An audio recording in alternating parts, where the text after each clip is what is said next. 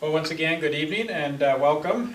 We're pleased to be able to consider together tonight the question of what is the meaning of life from a biblical perspective.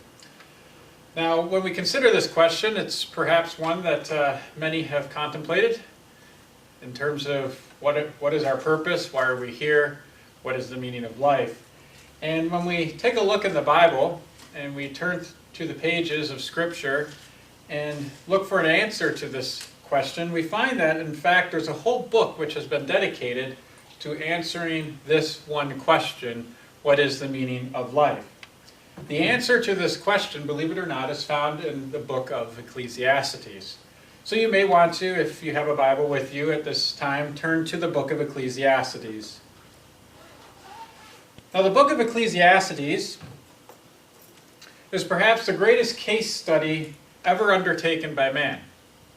The budget for this project was unlimited, and the resources that were required to complete it were readily available. The project lead was widely considered to be the most intelligent, educated, and gifted individual to walk the earth. His credentials were unmatched by anyone else. The possibilities, therefore, for this case study were endless. But what was the purpose of this project? Well, as we will see tonight, and in the course of our consideration, the purpose of this case study was to investigate the meaning of life and the reason for mankind's existence. The very thing we've come together this evening to consider. What is the meaning of life? Now, in Ecclesiastes chapter 1, all the way to Ecclesiastes chapter 12, we find in these chapters the results of this most spectacular study. And so tonight we would like to briefly consider some of the thoughts which are presented in this case study as we endeavor to answer the question, what is the meaning of life? Now, before we get into the actual results or findings of the study, we'd like to just cover a little bit of background information to help establish the context. First of which is the author.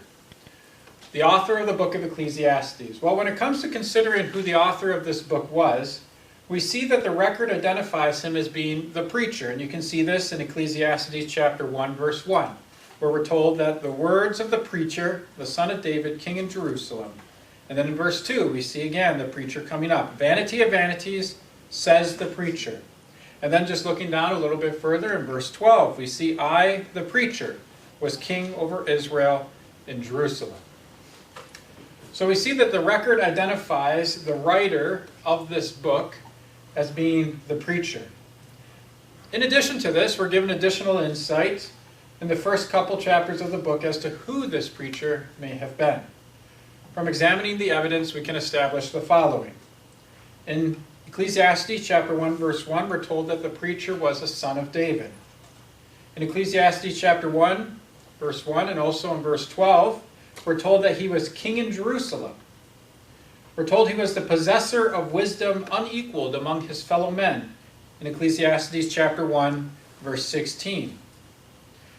In chapter 2, verses 4 through 6, we're told that he completed many great construction projects. In chapter 2, verse 7, that he had many servants. In chapter 2, verse 7, that he had great possessions of livestock. And finally, in chapter 2, verse 8, that he had substantial wealth, among other things. So who then was this man? Who was this preacher? Well, as you may be aware, it is commonly thought and accepted that Solomon, the son of David, king in Jerusalem, is the author of the Book of Ecclesiastes. In 1 Kings chapter 3, and you can turn there if you wish, but I'll read it for you. In 1 Kings chapter 3, verses 12 through 13, we're told that God had given Solomon a wise and an understanding heart, so that there was none like thee before thee, says God, neither after thee shall any arise like unto thee. And I have also given thee that which thou hast not asked, both riches and honor, so that there shall not be any among the kings like unto thee all thy days. So here God tells us that Solomon was a wise man, but not just any wise man. There would be none like him. He was a wise man set apart from all other wise men, the wisest of all to live at that time. And in addition to that, God gave him riches and honor, such that there was none who could compare to his wealth. And these are the very things that we learn of the preacher in Ecclesiastes chapters 1 and 2, which we just mentioned a few minutes ago. And if we had time, we could also read further in 1 Kings and 2 Chronicles of Solomon's wealth, his grandeur, his architectural accomplishments, his commercial enterprise, and his position of dignity among the great nations of the earth. So, as it relates to the author of the Book of Ecclesiastes, it would seem then that all the evidence in the Word of God points clearly to Solomon, the son of David, being the preacher of Ecclesiastes. So that's who the author is, and perhaps helps to set a little bit of background in terms of what is going to be accomplished in this case study. So then, what was the preacher's purpose in writing this book? What was his objective?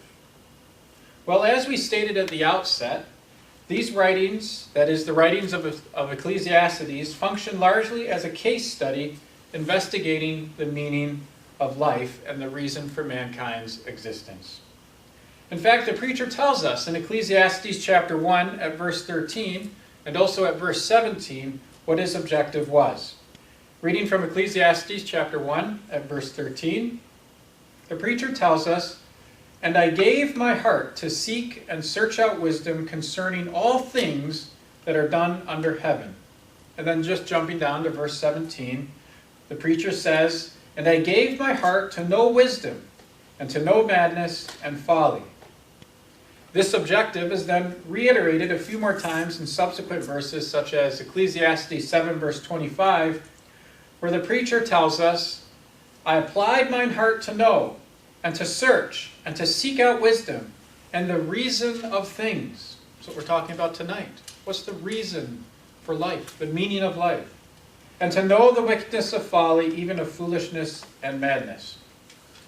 So the preacher's objective was to study and explore by wisdom all human activity that's done under heaven. He devoted himself to seek and to search out practical wisdom, to discern the character of madness and folly, or otherwise known as foolishness, in which men seem to find satisfaction. His objective was to learn the true meaning for all things. What is the meaning of life, is what he set out to learn about. Now, two primary methods were employed in order to accomplish this objective. The first of which was observation, and the second of which was experience. Perhaps you're familiar with the saying, "Experience is the best teacher." Well, the preacher applied this principle to its fullest extent in his life as he set out to learn the true reason of all things. In Ecclesiastes chapter 2, we are told of everything the preacher experienced firsthand in order to advance the objective. Ecclesiastes chapter 2 at verse 1, the preacher writes, "I will prove thee with mirth, therefore enjoy pleasure." So we see here an experience that he was going to undertake. He would enjoy pleasure, and he would prove thee with mirth. And also at verse 10, "And whatsoever mine eyes desired, I kept not from them. I withheld not my heart from any joy, for my heart rejoiced in all my labor, and this was my portion of all my labor." So nothing was held back from him. He experienced whatever was deemed necessary in order to advance the objective of determining the true reason for all things, the meaning and purpose of life. The preacher did not withhold anything from himself. If there was something to be tried, an ambition to pursue, wealth to gather, material goods to accrue, he did it. He did not withhold any experience from himself, but rather pursued them all to the uttermost. So when you think about this, you think about the resources that were available and the method which was being undertaken, you have here an individual who was doing, in reality, what most people only ever dream of doing in their wildest imagination. The preacher did these things, and he wrote about them in an effort to find the meaning of life. Now, in addition to experience, the preacher also exercised the method of observation to further ascertain the true reason of things. There are numerous passages in the book of Ecclesiastes which place the preacher in an observatory role where he looks at life. He looks at toil. He looks at the injustices which exist. He looks at the vanity and so on. And then he considers these things. And he draws conclusions and writes about them. Just a couple examples. Ecclesiastes chapter 3, verse 16. Here we see the preacher in a role of observation, where we read, "And moreover, I saw under the sun the place of judgment, that wickedness was there, and the place of righteousness, that iniquity was there." So he saw it from a position. He looked in and saw that there was wickedness in the place of judgment. And also in Ecclesiastes chapter 7, verse 15. "All things," the preacher says, "have I seen in the days of my vanity. There is a just man that perisheth in his righteousness, and there is a wicked man that prolongeth his life in his wickedness." So this is something he observed. He saw it. So the preacher's objective to study and explore by wisdom all human activity done under the heaven was primarily achieved through the use of experience and observation. These two methods help to further accomplish the objective as stated. And so this leads us to naturally ask the question, well, what exactly did he find through the course of his study using these two methods? Well, we're not going to take an in-depth look at all of the details which were documented and recorded in the Book of Ecclesiastes, but instead what we'll do is we'll spend a few minutes summarizing some of the key findings that are brought out in the book and identify how they address the question before us this evening. What is the meaning of life? And hopefully by looking at a few of these findings, we'll get some idea as to what the preacher found and what the preacher concluded regarding life under the sun and its purpose. Now, time and time again throughout the book, we see key words and phrases which appear on a repeated basis. There are words like vanity or vanities, grasping for the wind, vexation of spirit, toil, labor, and under the sun. These are all key phrases which are used on a repeated basis throughout the book. These are all terms that are used by the preacher to really illustrate the emptiness of trying to be happy apart from God. The preacher will observe or experience, remember the two methods that we just discussed, something from the present life, and then be led to a conclusion that it's a fruitless exercise without true reward, that it's vanity of vanities, or vexation of spirit, or labor and toil worth nothing. In fact, the preacher gives his view of man's experiences at the outset of the book. In Ecclesiastes chapter 1, verse 2, he begins with this refrain, "Vanity of vanities," says the preacher. "Vanity of vanities, all is vanity." He then proceeds through the course of this book to amplify this theme, asserting that when man's affections are centered on the things of this present life, the things which are done under the heavens, here on earth, ultimately their emptiness will be realized, which is why these key words and phrases appear on such a repeated basis, because he will experience or observe something and then draw the conclusion that it's really worth nothing in the whole scheme of things, that it's empty, that it's like grasping for the wind. In Ecclesiastes chapter 1, verse 14, we see this point emphasized for us, where we read that the preacher writes, "I have seen all the works that are done under the sun, and behold, all is vanity and vexation of spirit."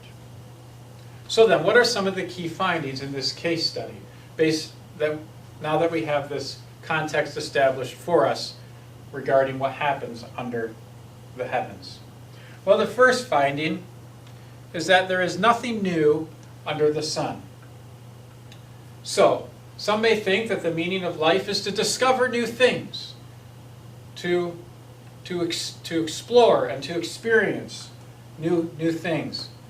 And the first finding is that there is nothing new under the sun, that whatever we experience or learn today has been something that existed in one way, shape, or form in the past.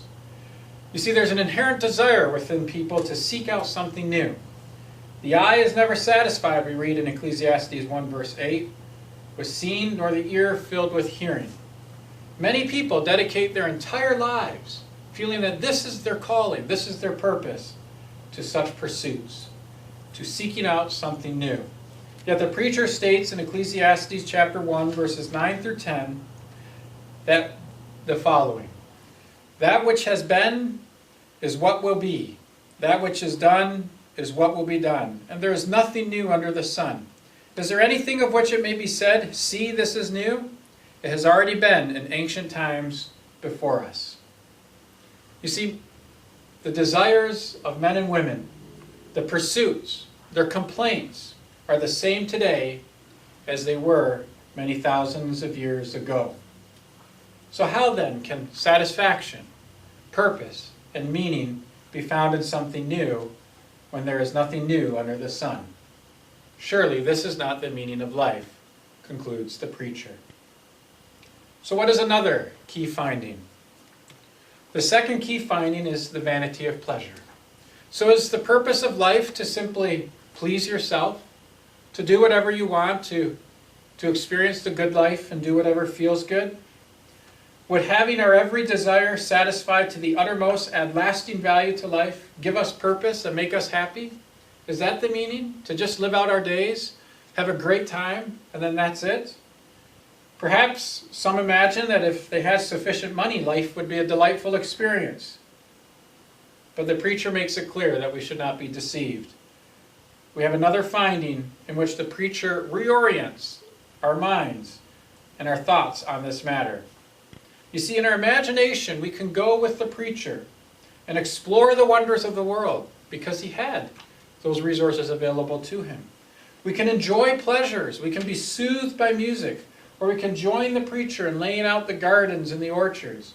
We can accompany him as he gathers silver and gold and accumulates wealth beyond all measure to himself, and nothing is kept back of all that he desires. And then what? What was the conclusion? Ecclesiastes 2, verse 11. The preacher, after accomplishing all these things, says, "Then I looked on all the works that my hands had wrought, and on all the labor that I had labored to do, and behold, all was vanity and vexation of spirit, and there was no profit under the sun." Wisdom revealed that the pursuit of pleasure was vanity and unabiding. Like the sun hastening to the place where it arose, and the rivers hastening to the sea, all was fleeting. Indeed, it was found by the preacher that the pursuit of pleasure, prosperity, and wealth was vanity as well. Surely this cannot be the meaning of life either. Our third finding, the unsatisfied soul. The preacher finds in Ecclesiastes chapter 6, verses 7 through 9, that all labor is undertaken with a view to some profit, but that as a general rule, people who labor are never satisfied. So is the purpose of life to come and do our work, and to work hard, and to do the best we can, and to accomplish whatever we can? Is that the purpose? To feel some sense of satisfaction and accomplishment? Ecclesiastes chapter 6, verses 7 through 9. "All the labor of man is for his mouth, and yet the soul is never satisfied.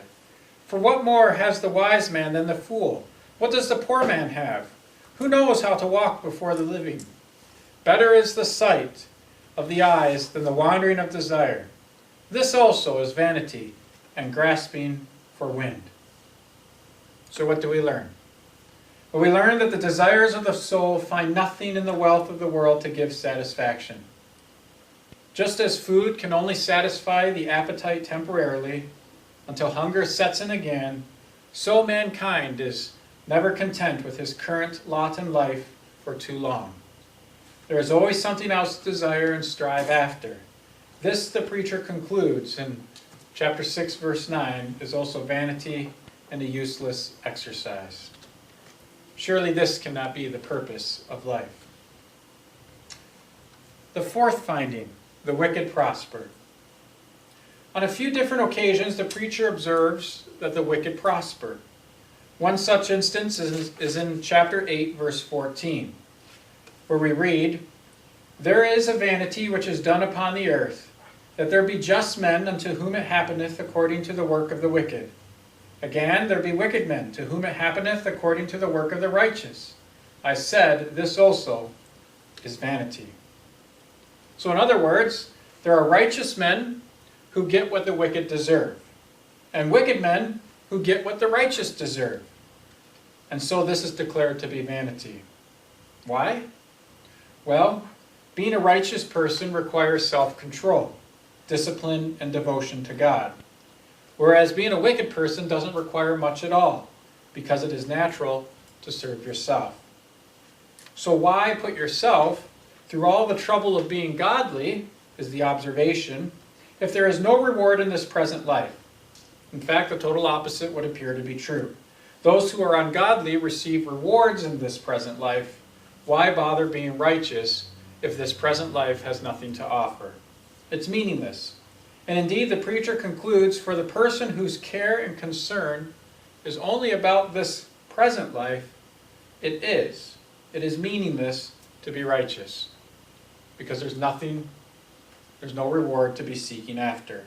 If all you have is this life and this life alone, then why bother being righteous when you're just going to get what the wicked deserve, and the wicked instead prosper? This is vanity. And our last finding, the emptiness of death. So some would profess that the purpose and meaning of life is to live in such a way so that in death you can receive a reward. Well, what does the preacher say about death? Well, the preacher considered the emptiness of death and the fact that the dead know nothing. In Ecclesiastes chapter 9, verse 5, we read, "The living know that they shall die, but the dead know not anything. Neither have they any more reward, for the memory of them is forgotten." So the preacher found that the day of death brought to a permanent close a person's existence. The vacuum of death offers no continuation of life. All go to the grave, Ecclesiastes 9 verse 10 says, where there is no work or device or knowledge or wisdom. So is the meaning of life to seek for something in death?